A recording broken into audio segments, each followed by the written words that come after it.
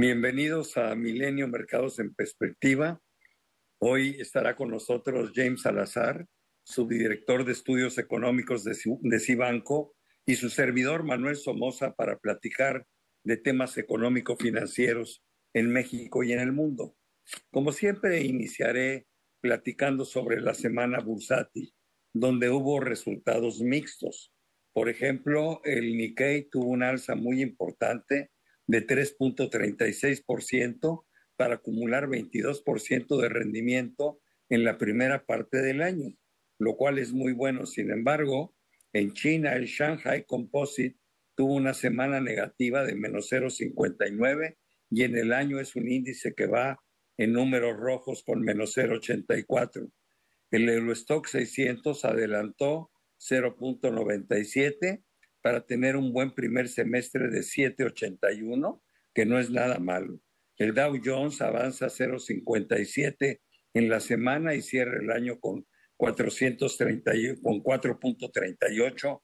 El Standard & Poor's muy bien, un incremento de 1.67 en la semana y 16.40 de rendimiento en lo que va del año, pero el campeón es el Nasdaq, que subió 3.3% con un incremento de 22% en lo que va del año. El peso se revaluó un poquitín, ganó 1.14%, cerró, esto es en el año, lleva una pérdida de 6.81, recordemos que empezamos en 16.99 el año y estamos cerrando esta semana en 18.10, y el petróleo alcanza máximos históricos a niveles de $84 el barril. Yo creo que esto fue lo más relevante. Sin embargo, en la agenda tenemos un montón de cosas.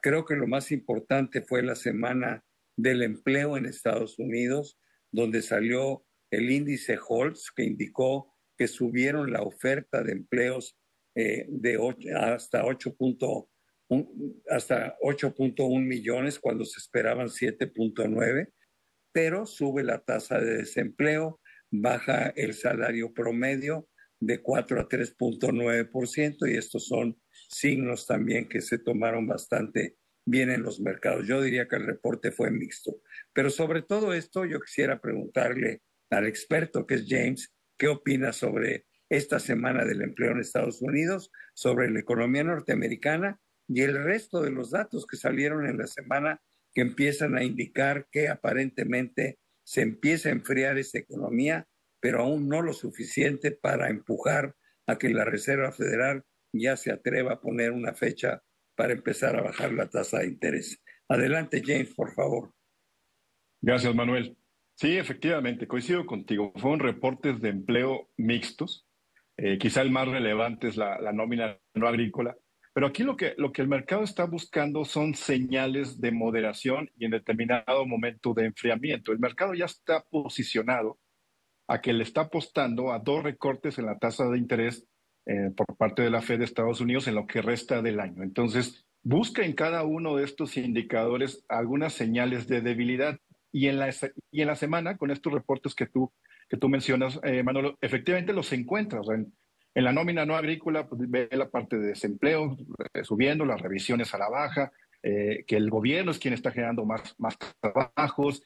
En las solicitudes iniciales de subsidio por desempleo, incluso en las continuas, ya llevan 9 semanas subiendo. Entonces esto indica que las personas están batallando para conseguir trabajo, a pesar de que pueda haber una mayor cantidad de ofertas, mismo el sector privado. Entonces, digamos que los reportes que conocimos en la semana vinieron a reforzar y en determinado momento para cierto grupo de inversionistas consolidar esta apuesta de recortes. Empieza a cerrarse estas dos vías de que están bajando, moderándose los precios al consumidor en Estados Unidos, y al mismo tiempo se acumulan estas señales de moderación. Digo, esta semana pasada fue el empleo, pero previo a ello habíamos hablado de las ventas al menudeo, del sector de vivienda, de la producción industrial. Entonces, no para pensar en una recesión, pero sí como para hablar de una ralentización. Entonces, se están dando los elementos que el mercado considera en determinado momento incentivaría a la Reserva Federal a recortar tasas de interés. Sí, yo estoy de acuerdo contigo. Además, yo creo que esto sigue siendo dato dependiente. Si no me equivoco, el 16 de julio sale el dato de la inflación de junio en los Estados Unidos y ese es un dato duro, ese es un dato que va a ser determinante para ver qué es lo que opina la Reserva Federal. Recordemos que la inflación bajó de abril del 3,4 al 3,5 en mayo, bueno, al 3,3, perdón, en mayo, y yo creo que va a ser muy importante ver si en junio sigue marcando tendencia. Esto ya le daría más elementos a la Reserva Federal para empezar a hacer alguna especie de compromiso, aunque yo creo que se va a ir con pies de plomo todavía, ¿no? Lo que es cierto es lo que dices.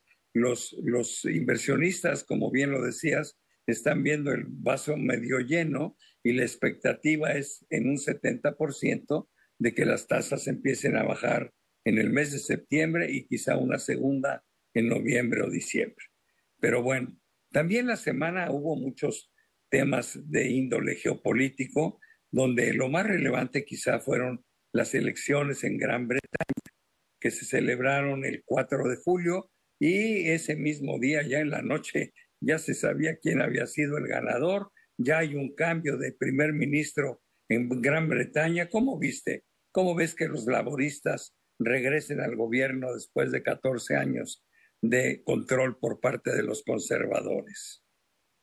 Sí, digamos que no es una tarea fácil. O sea, la realidad es que Reino Unido ha estado inmerso en crisis políticas continuas. O sea, en estos 14 años de gobiernos del Partido Conservador tuvieron 5 primeros ministros distintos. Y bueno, hay una problemática muy fuerte, una mala relación con la Unión Europea, problemas fiscales, problemas de inflación.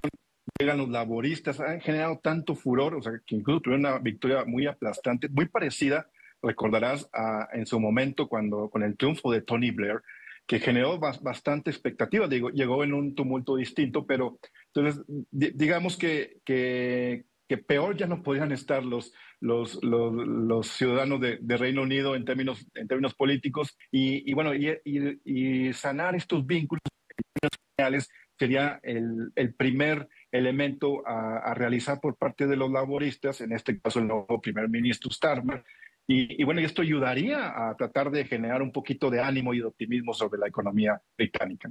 ¿Tú crees, James, que habría una esperanza de que reconsideraran su decisión del Brexit y cómo se tomaría en Europa? Yo sé que es algo muy difícil y muy complicado, pero se antoja como que la puerta se medio abrió, ¿no?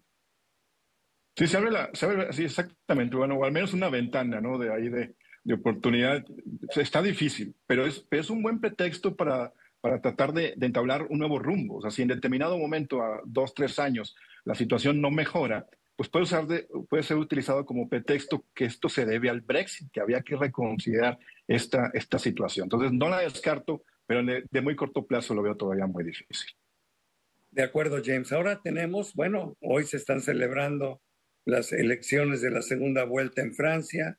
Se supone, todavía no tenemos los resultados, que le va a costar mucho trabajo a Marine Le Pen el contar con una mayoría absoluta, de tal manera que lo más seguro es que tengamos un gobierno compartido en Francia después de que sepamos los resultados de esta segunda vuelta en las elecciones. Sí, incluso habíamos observado hace 2 semanas el impacto negativo que esto estaba generando, las dudas en los mercados financieros, sobre todo en renta variable. Lo veíamos con caídas fuertes en la bolsa de Francia y con efectos negativos alrededor del mundo.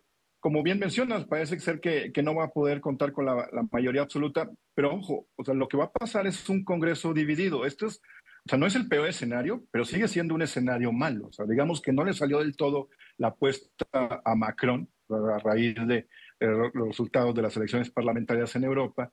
Y esto pues, va a dificultar toda la agenda de Francia. O sea, y hay un inconveniente fiscal ahí todavía importante.